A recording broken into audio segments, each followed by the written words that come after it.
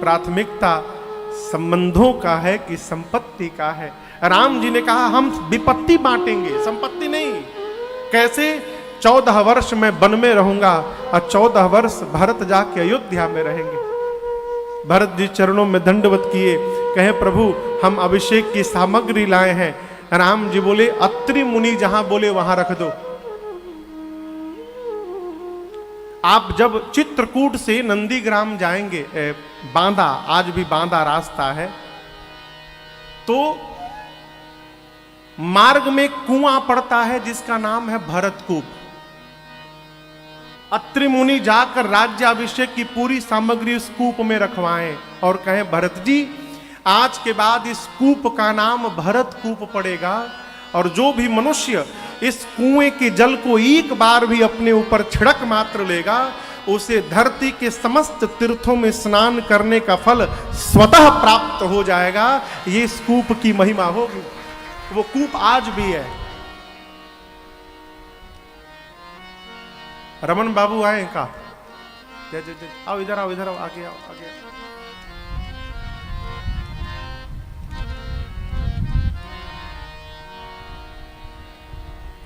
पांच दिन गुरु आज्ञा, राम जी की आज्ञा प्राप्त करके भरत जी ने चित्रकूट का दर्शन किया है।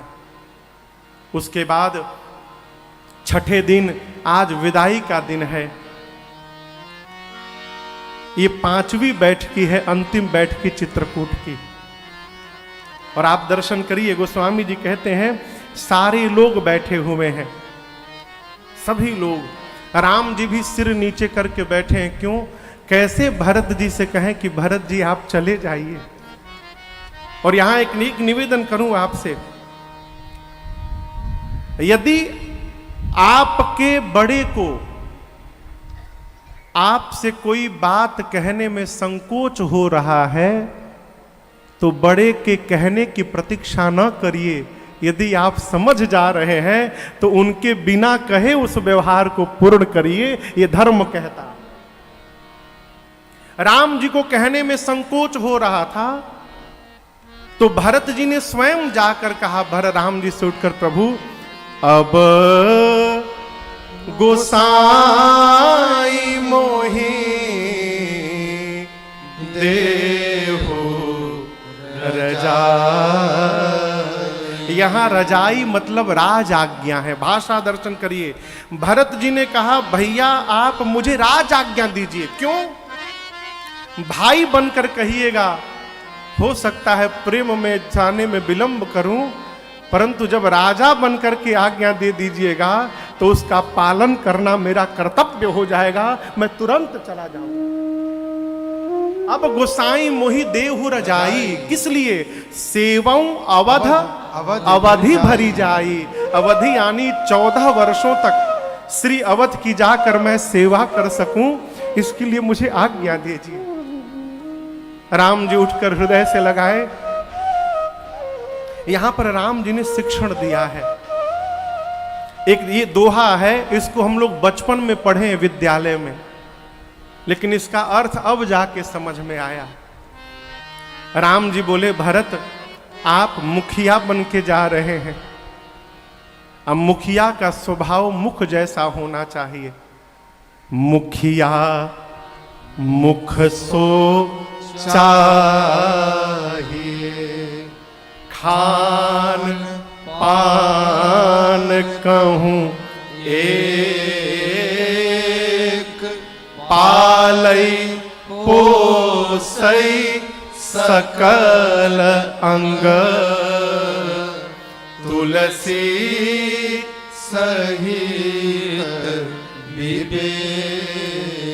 गुरुदेव राम जी ने कहा भरत आप मुखिया हैं, मुख का स्वभाव मुख जैसा। क्या स्वभाव? आप दर्शन करिए। दाहिने हाथ और बाएं हाथ में सबसे अधिक मेहनत कौन करता है? कहिए। दाहिना हाथ। परंतु मुख भोजन लेता है तो मुख कदापि चिंतन नहीं करता कि दाहिना हाथ अधिक मेहनत करता है तो उसको अधिक विटामिन प्रोटीन दिया जाए, बाएं को कम दिया जाए ना। मुख भोजन लेता है तो सिर से लेकर पांव तक सभी अंगों का एक समान पोषण करता है। राम जी कहते हैं भाई मुखिया को मुख जैसा होना चाहिए, घर के मुखिया को घर के सदस्यों में भेदभाव नहीं करना चाहिए, उसको सबका एक समान पोषण करना चाहिए। दूसरी बात, हाथ में चोट लग जाए, हाथ यहां झूल जाता है, लटक जाता है, काम करना बंद। पांव में चोट लग जाए तो पांव चलना बंद कर देता है। आंख में चोट लग जाए तो आंखें देखना बंद करती है। लेकिन दर्शन करिएगा, मुख जल जाए, कट जाए, घाव हो जाए, लेकिन मुख अपना काम बंद करने वाला नहीं है। क्यों? मुख जानता है मैं मुखिया हूं, यदि मैं बंद हो गया ना तो इस शरीर को समाप्त होने से कोई रोक नहीं सकता है। ये प्रसंग कह के राम जी कहना चाहते हैं कि घर के सदस्यों को रूठने का अधिकार है। घर के जो मेंबर हैं उनको रूठने का अधिकार है, परंतु घर के मुखिया को रूठने का कोई अधिकार नहीं है। छोटा रूठेगा, बड़ा मना लेगा, जब बड़ा ही रूठ जाएगा तो कौन मनाएगा हो। राम जी नाना प्रकार से उपदेश किए, भरत जी कुछ चिन्ह चाहते हैं। और यहां दर्शन करिए, राम जी वन में नंगे पांव गए थे। मेरे गुरुदेव भगवान कहते हैं, बेटा यहां राम जी का एक नवीन अवतार हुआ। कौन सा अवतार? पादुका अवतार। भरत जी को देने के लिए भगवान ने अपने आप को ही पादुका के रूप में परिवर्तित करके दिया। बाबा कहते हैं, प्रभु कर कृपा पावरे देने,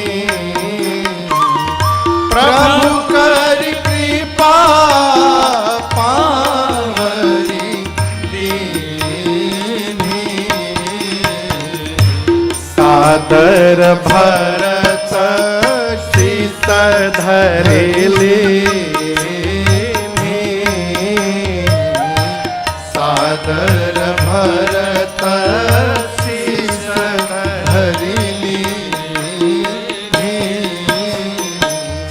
भरत मुदित अवलंबन हेते, भरत मुदित अवलंबन हेते,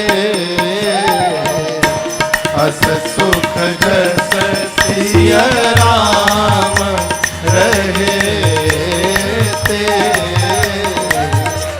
अस सुख जस सिया राम रहे ते,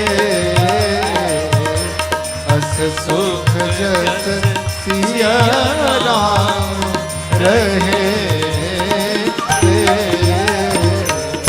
प्रभु ने पादुकाओं को दिया, भरत जी को लगा मानो पादुकाओं के रूप में स्वयं श्री सीताराम जी ही उनके साथ जा रहे हो। सिरोधार्य किया है। राम जी दोनों समाज को यथा योग्य दंड प्रणाम आशीर्वाद करके विदा